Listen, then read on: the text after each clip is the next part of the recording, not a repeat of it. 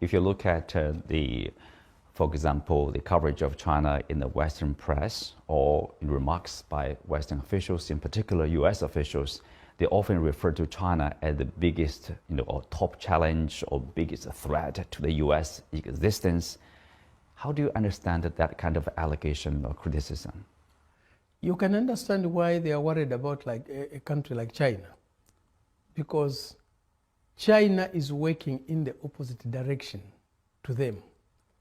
China is working to free other people and free itself from being plundered, from being humiliated. This is the country that has, the USA is a country that has thrived, survived, prospered from slave trade, cross-Atlantic slave trade. They enslaved the Africans for centuries. They plundered the resources of Latin America, the resources of Africa, the resources of Asia. They plundered even the resources of Europe. This is the country, if plunder today, exploitation of other people is removed, the USA will not be the powerful country that it is today. If there's equality in the dealings with each other, the USA ceases because it doesn't know how to deal with other people on an equal basis, with other nations on an equal basis. It gets lost. It's worried today with the multipolar world that is emerging because its hegemonic interests are being threatened. It's not China per se, it's the interests of the Americans that are being threatened with a world that is more equal, that is more fair, that is more just. They can't survive in that world because their methods of existence are based on plundering other nations, on humiliating other nations, on exploiting other nations. Well, a related question, I would cite is, the Chinese efforts to broker, basically a peace deal for Saudi Arabia and Iran to resume their diplomatic ties. And then you see the Chinese efforts to create some conditions for peace or for ceasefire between Russia and Ukraine in this Ukraine crisis. But then if you look at the reaction or response from the U.S. side, they try to dismiss the Chinese efforts or belittle the Chinese efforts as something else. Why is that kind of response? The Chinese efforts basically have been welcomed by the rest of the world. People see that as very positive, more peace, more stability in the Middle East, more reconciliation. What's wrong with that? A world that is peaceful is not suitable for the United States because it prospers from conflict. It sets one humble nation against the other. It does not help to remove conflicts. It always creates conflicts. When you look at the conflicts that have existed in the world since 1776, when the USA was formed, the USA usually has a hand in it. When it doesn't have a hand in it, it doesn't work to resolve those conflicts. It works to perpetuate those conflicts because it thrives from conflict. It benefits from conflicts. When the world is divided, it becomes easier to exploit. It becomes easier to plunder. A united people cannot be plundered. A united people cannot be exploited. A united people cannot be made to fight each other and prosper. This is the country that benefits from wars. It prospers from wars. It creates wars as a business to make profits from. It makes profits from wars. Well, the famous example is the military-industrial complex in the U.S. They certainly welcome conflicts and wars so they can, sell weapons, ammunitions, and make a profit out of that. Yes, and they are also linked to the media. They are linked to the politics. They are the sponsors of the politicians.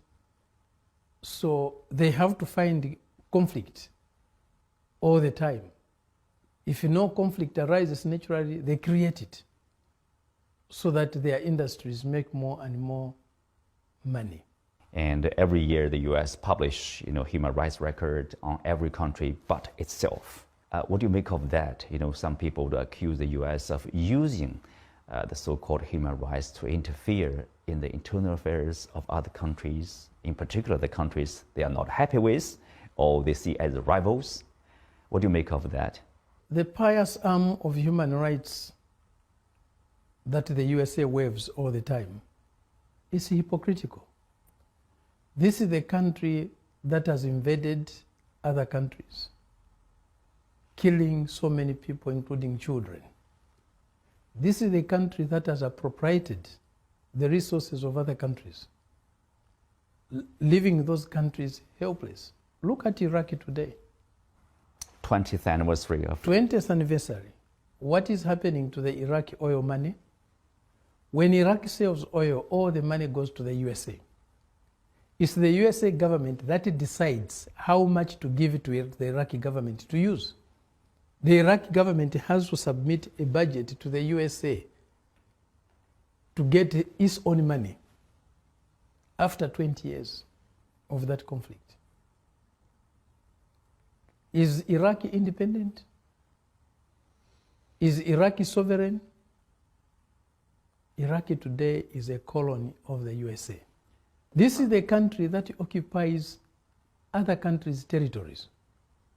For how long have they been there? Been in Guantanamo, on Cuban soil? A small island, the whole country of the USA, a huge territory, they still go and grab a small territory, not very far away from its own country, from its own coast. They have been occupying it for how many years? Several decades. The Cubans have been crying, give us our land. The USA does not respect the territory. Can really the USA claim Guantanamo to be their territory? Right. You can understand the same behavior in Taiwan. Same behavior. If today China or Russia went and did the same in Hawaii, what the USA is doing with Taiwan, would the USA accept it? They say, do unto others as you would like them to do unto you.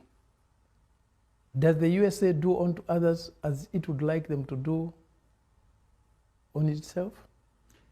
This is an interesting perspective of the point here. You mentioned about the equality among sovereign nations. That's an exercise of democracy, based on equal footing and expressing one's wish or one's needs or demands equally in the international community. Do you think there's enough democracy in terms of that respect? If you don't respect the territories of other people, those territories are occupied by human beings. How can you respect human beings when you don't respect the territories which they occupy? How can you respect a human being when you don't respect the privacy of their home, the dignity of their home? A homeland is something very important to any human being. Every human being on this planet has a homeland. The homeland is their house. It's their home. That's why it's called homeland. You don't just get into somebody's house. You don't just get into somebody's country and interfere. If you don't respect the sovereignty of a territory, you cannot respect the human being who lives in that territory.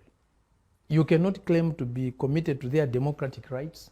You cannot claim to be committed to their human rights. What are human rights without a homeland? What are human rights or democracy without sovereignty? When your rights can be trampled on, when your leaders can be toppled anytime, when your leaders can be killed anytime. Look at what they did to Saddam Hussein. Look what they did to Muammar Gaddafi in Libya. Look at what they do to other people's leaders. Look even at the attitude, the arrogance towards other people.